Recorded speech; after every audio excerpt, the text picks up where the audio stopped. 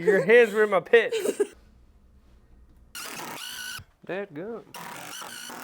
What's up, guys? Danny and Paige here from Wander Tears, and we're back with another video number 4 of the Rambler build series. In this series, we're teaching you how to build a DIY camper, and then we're gonna give it away.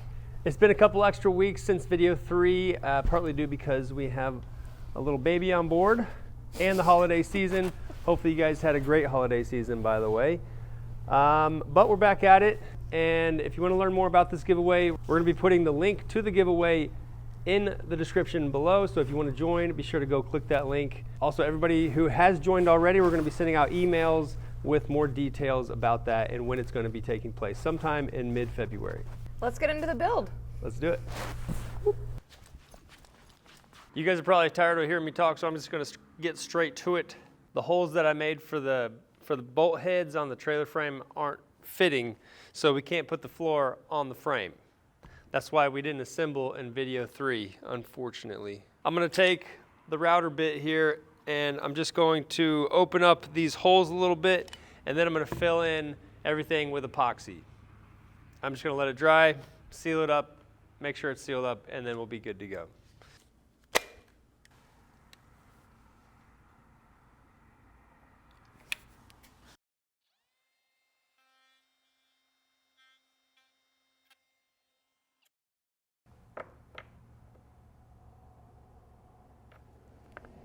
Safety first. Final assembly. Take 2. All right. We're about to assemble the Rambler here, and a couple things you're going to need. First off, you need our plans in the description below. We're going to need a drill or impact driver right here, countersink bit, caulk gun, tape measure, and a pencil. Here's a pencil. And then we need 1 1/4 inch pocket holes, 1 1/4 inch construction screws, and then 2 1/2 inch construction screws. And then we also have our 90-degree wall jig, so that's going to hold it 90 degrees to the floor. We need a couple clamps for that. Mm-hmm. And construction adhesive. Step 1, construction adhesive. In liberal amounts. We're going to put it on the bottom ledge, or the top ledge of the bottom piece of plywood, and then also the inside of where the wall is going to be, outside of the floor frame. 2 1/2 for the floor? Yep.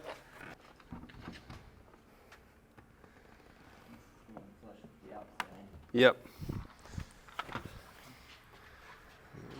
Set this up. Beautiful.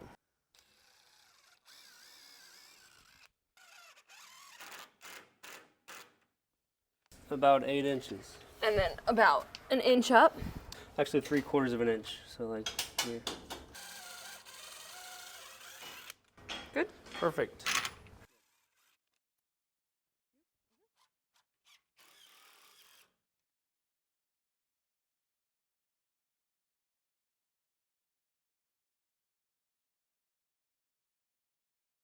Whew, what's next? Step 2, install the front wall. But Front wall. I'm not going to do that.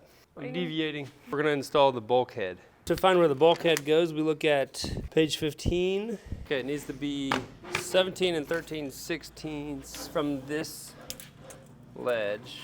It's going to be between 3/4 and 7/8. 17 and 13/16. And that's going to be the galley side of the bulkhead. All right, she's helping everybody. Right there. Okay. 17, 13/16, which is also 18 and 11/16. It should be here. Perfect. Thank you. You're welcome.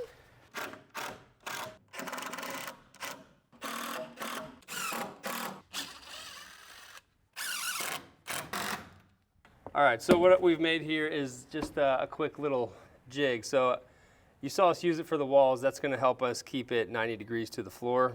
Now we're going to use it for installing the interior shelf. And so this is 20 inches right here from the floor to the bottom side of the shelf. And we've just basically turned this on its face, and now that's exactly 20 inches as well. So this is just going to be an extra hand for us to hold the side that's not getting screwed in, which would be this side over here. And then we can focus on that side, getting it all screwed in and everything. Probably should have used the longer piece to support it better, but it'll be fine. I'm gonna measure this side, make sure it's 20 inches.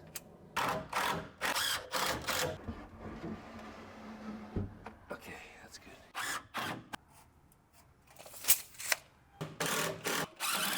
Well, that's in. Let's put the wall up, and then we'll go back and put the rest of them in. What about the front wall? That can go in after. It's easier either way. So once we put that wall up, we're going to be drilling through the wall into this side.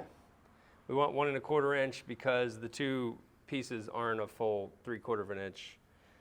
If we used 1.5 inches, that'd be too big. But I'm going to go ahead and put a couple screws on that side, and that'll help pull this into the wall or the wall into it so it's a tight fit. So the easiest way, I think, to do this is just to look over the top. Kind of note where it is here, and then look through the side. Make sure you're good. You could also measure. You could measure. That'd be too good.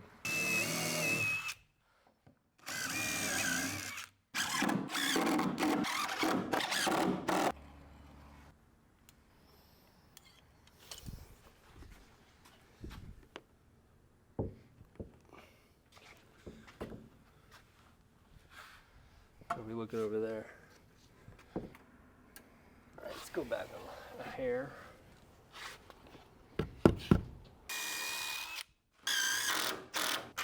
Should be good to go, Paige. Thank you, sir. There you go.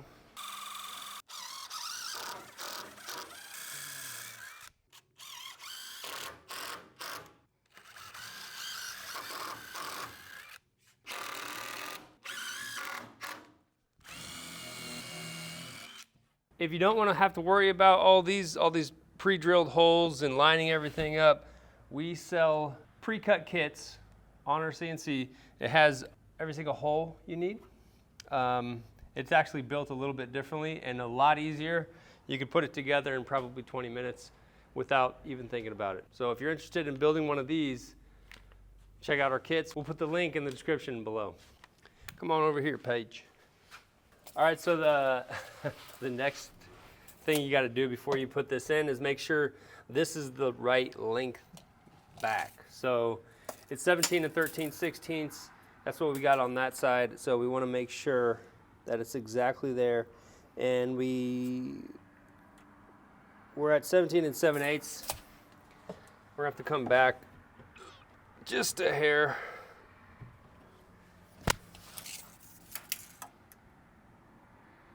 17, there we go. So now we're good to attach the bulkhead to this wall, and everything will be squared up. The main thing is keeping everything square. So we're getting ready to go to our neighbor Hunter's concert. It's a Christmas concert. She's in 6th grade. She plays the clarinet. Yeah, her first concert.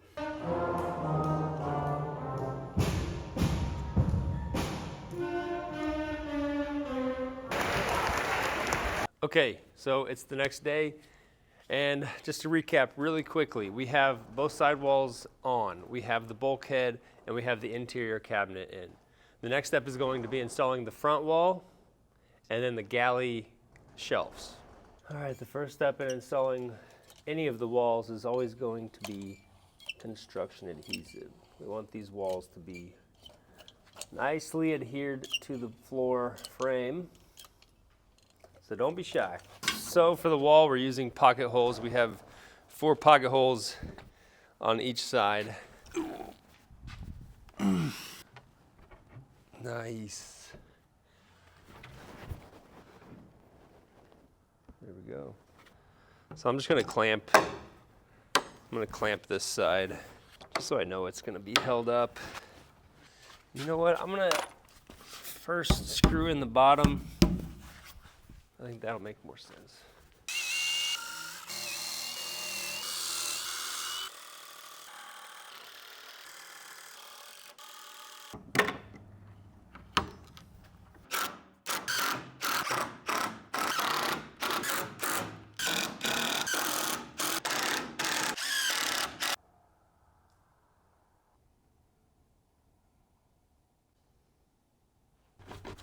The next step is going to be installing the countertop and this upper shelf. It's going to be right here. You can see the diagram right here.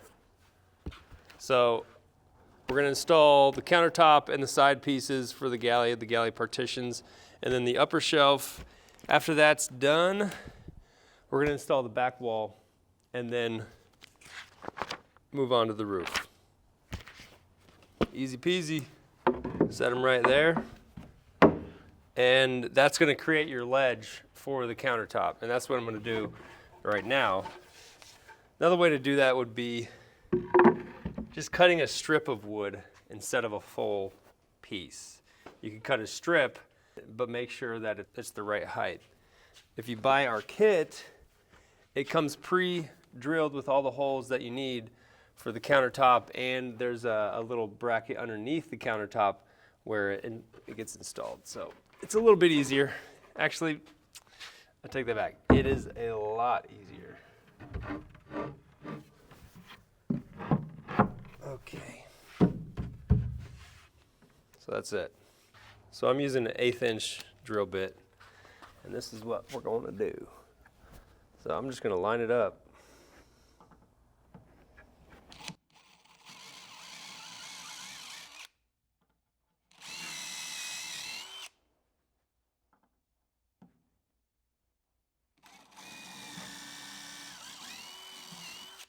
Also with the fiberglass, I'm going to countersink some of these holes. Get these screw heads past the surface. I'm also using 2.5 inch screws for this. That's pulling it real tight. This is the actual partition. If we wanted to add something here to support the center part, you can put that in there and then lift it up. Sometimes this board gets kind of bowed once you put Formica on it. And you want to make sure that you're installing this perfectly level.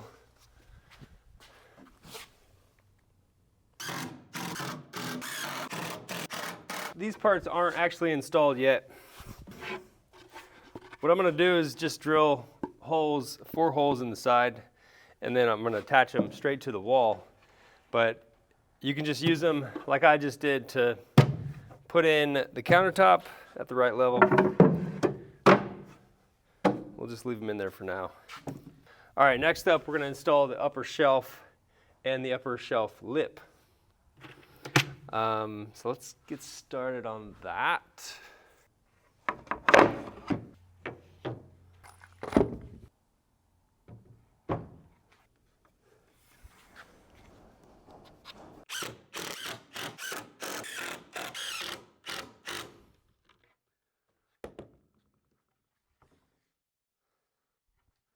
Because I'm not going to be able to get to this once it's installed, I'm going to put a line of caulk right there just to seal it up. See if I can do this cleanly without taping it.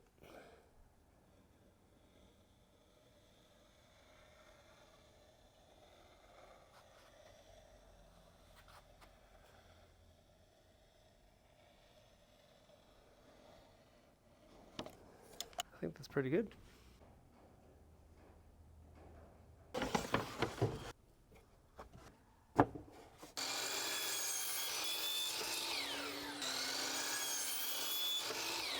Just like these partitions here for the countertop, I just made these little 15-inch spacers. This is going to be making installing the top shelf a lot easier.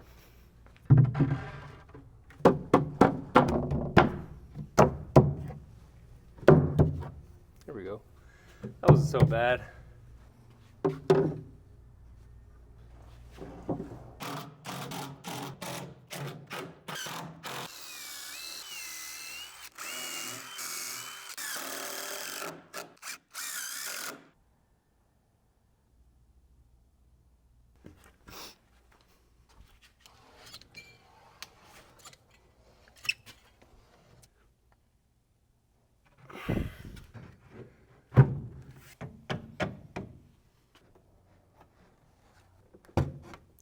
Yeah, baby.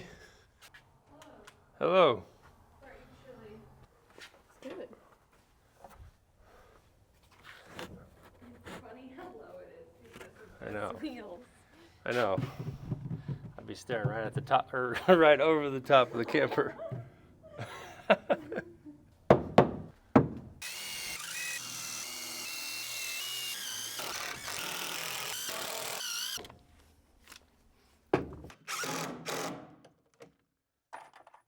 Let's do the roof.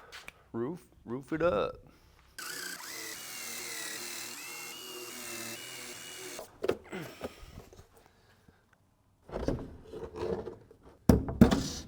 Oh, this would be a lot easier with 2 hands. I mean, 4 hands. I'm gonna put some construction adhesive on this.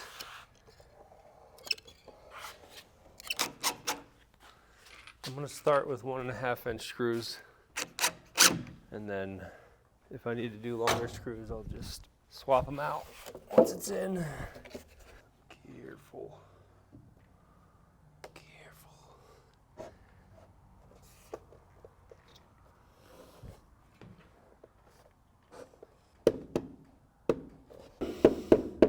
One more hand.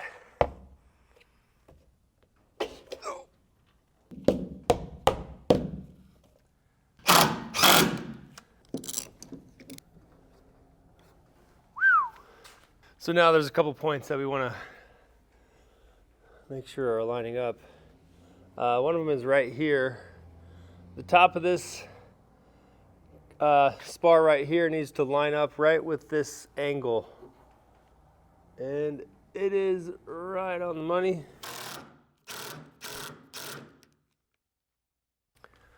There we go. You know what? There's a little bit of a gap right here. So I'm gonna remove this one, push it down. I mean, it's like a 1/16 of a gap, 1/16 of an inch gap right here. I could probably fix it by screwing in here. I think I'm gonna try that first. I wanna push this down as far as I can go.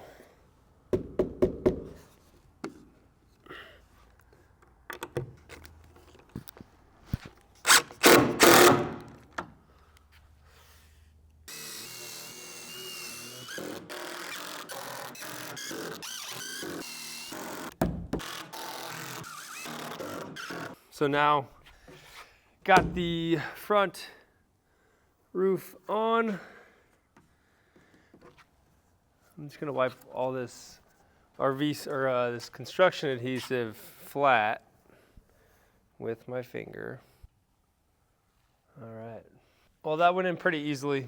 It'd be a lot easier with 2 people holding both ends, but if you got a clamp and a screwdriver, you can kind of line it up, screw it in, clamp that side, do what I just did. It wasn't too bad.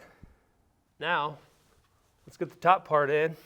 This side's a little bit easier because you have the bulkhead's gonna hold up half of it, and then it'll sit just flush with the front angle part.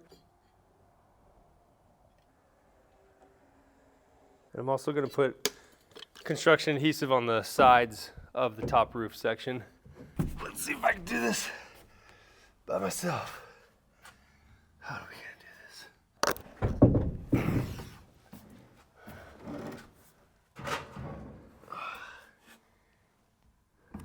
Definitely need a second set of hands for this, but I don't have it. So I have to just get in here and set it in.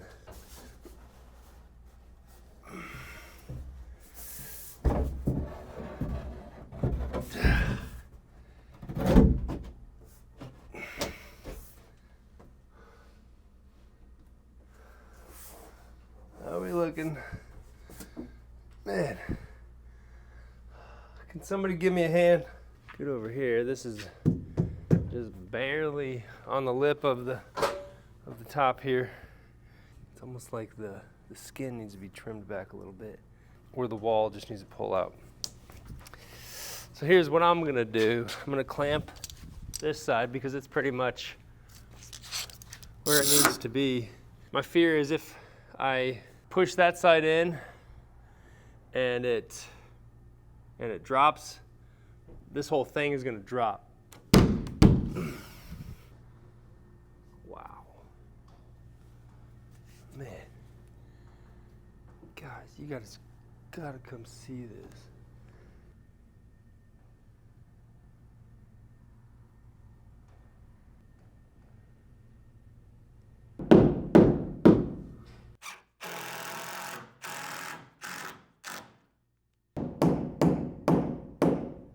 It's perfect.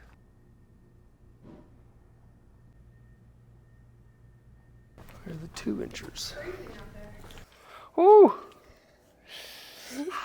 I didn't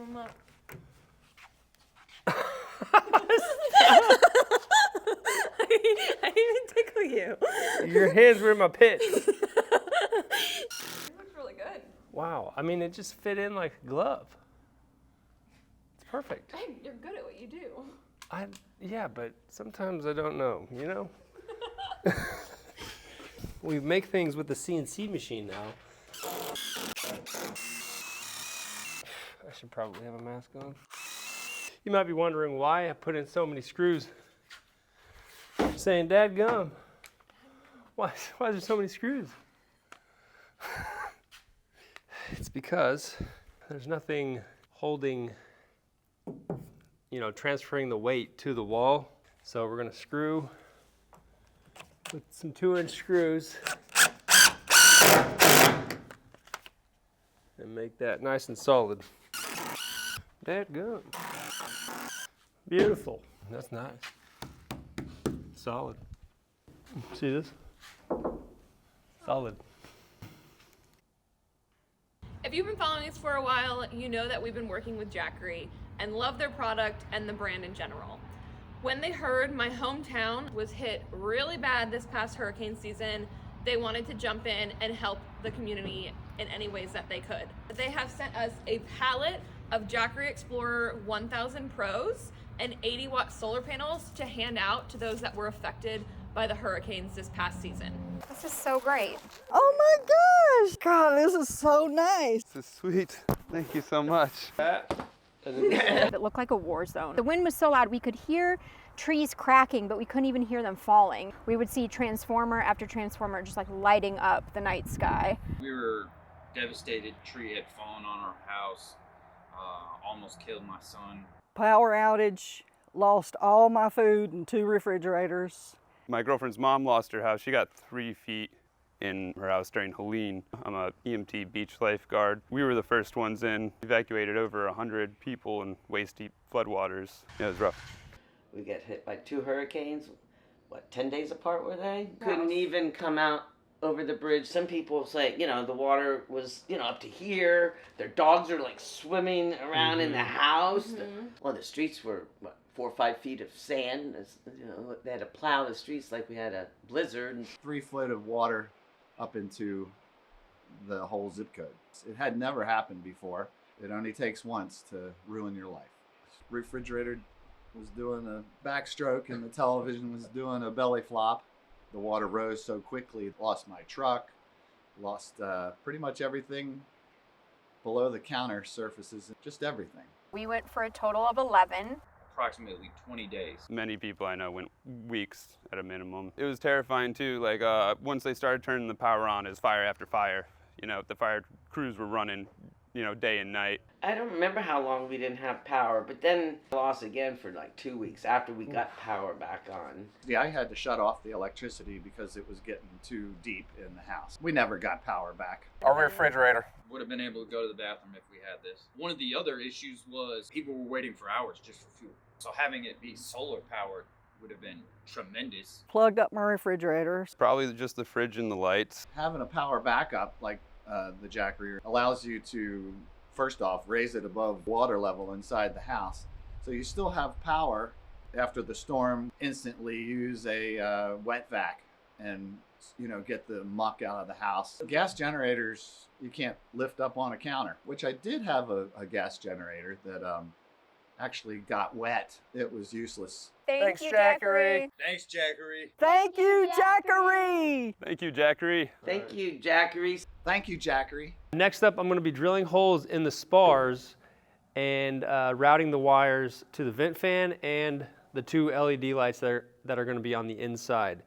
Once that's done, we can go ahead and get the insulation in and then put on the exterior skin of the roof. Okay, one more thing I forgot to mention. The routing of the wires, where we're going to start. So we're putting our Jackery right here. We're going to use some straps. We're going to put some cleats on either side. Don't know if that's the right word. And then we're going to use a strap, like a cinch strap, to hold the Jackery in place. And then all the 12-volt components are going to be underneath the countertop here. The main wires are going to be running up on the inside of here and then just going straight into the roof through the spars this way. We're probably going to bring them about 6 inches in, so probably about here. Just going to run them straight there, and then we're going to go in the side for the vent fan, and then we're going to loop around for the LED lights on the other side. Pretty straightforward.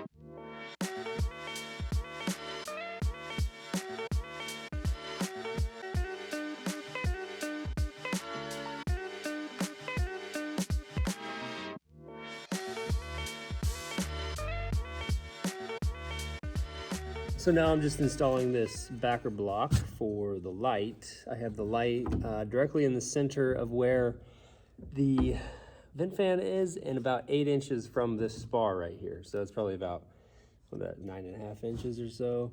And because the little wire, on the back of this thing isn't perfectly centered for some reason, this little hole had to be off center. Another thing, I also pre-drilled where the holes are in the light. That way I know that I'm installing it in the right spot. So once this is on, I'm going to go back and drill and pre-drill these little holes so I can see where the holes need to go, or where the screws need to go on the inside. All right, and I'm just going to use construction adhesive to attach this, and there's nothing really to it.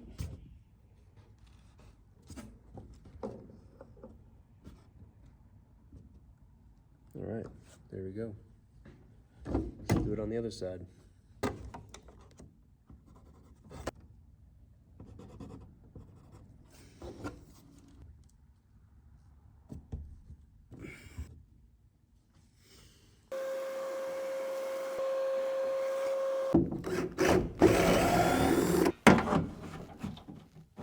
Okay, so now we're going to start cutting the insulation.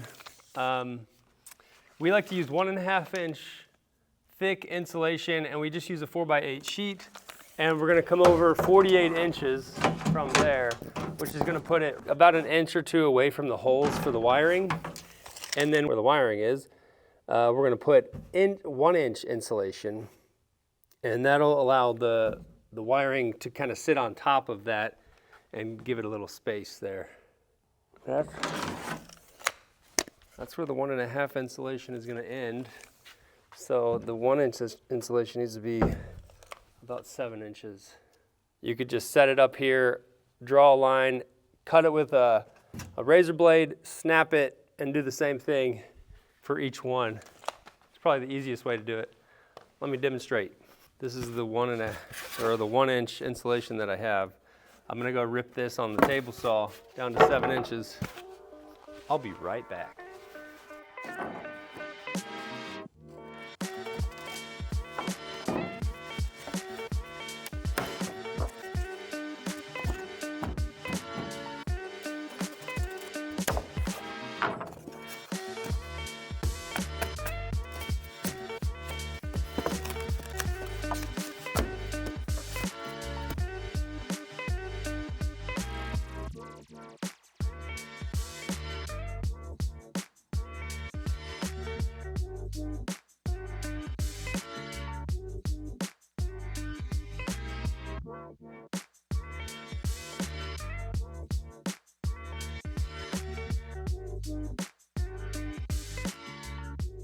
Okay, so on either side of the vent fan, I'm gonna be using 1.5 inch insulation. And because I'm putting in these recessed lights and they have to have this 1/2 inch backer board here, I had to router out an area for that piece to go. So you guys just saw what I did in the time lapse. And then also on the top side, I had to router a channel for these wires to run. Another thing I did was make this hole a little bit bigger, and the reason is so that when we go to install the recessed light on the inside, there's gonna be a little bit of extra wire because it's gonna be sticking through. You're gonna have to shove that wire back up, and if this was just perfectly flat, there wouldn't be anywhere for that wire to go. So I bored out a little bit wider of a hole here so that when we install the light, we can shove some of that wire up in there and it'll have a place to stay.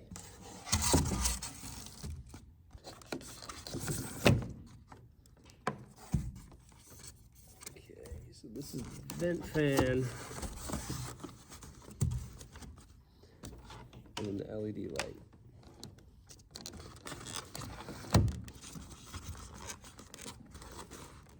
There we go. So that's gonna do it for video 4 of this series. Let's just do a little recap. We got the assembly done. That's exciting. That's a fun part. We love it. But now we got to figure out how we're going to fiberglass everything. But we also ran the rough in wiring. We did a little insulation. In video 5, we're gonna have to go back and put in the 1.5 inch insulation and finish that out. Put the roof on, or put the exterior skin on the roof. Seal it all up. Seal it all up with fiberglass, and then do some, what are we doing? Raptor liner. We're doing the Raptor liner. So in video 6, we're gonna be putting on the doors and all the electronics and doing kind of the finishing touches, as well as announcing the giveaway winner. If you haven't joined the giveaway yet, we will link it in the description below. Find where it says show me the camper, click on the link, and go ahead and fill that out. There's a number of ways to get multiple entries and everything. And everybody who's already entered, once again, we're gonna be sending out emails with updates. And so one of you guys is gonna get a pretty good email in a couple weeks from now. So it's gonna be mid-February in 2025. That's gonna be it. Happy New Year, everyone. We'll see you in video 5. See you next time.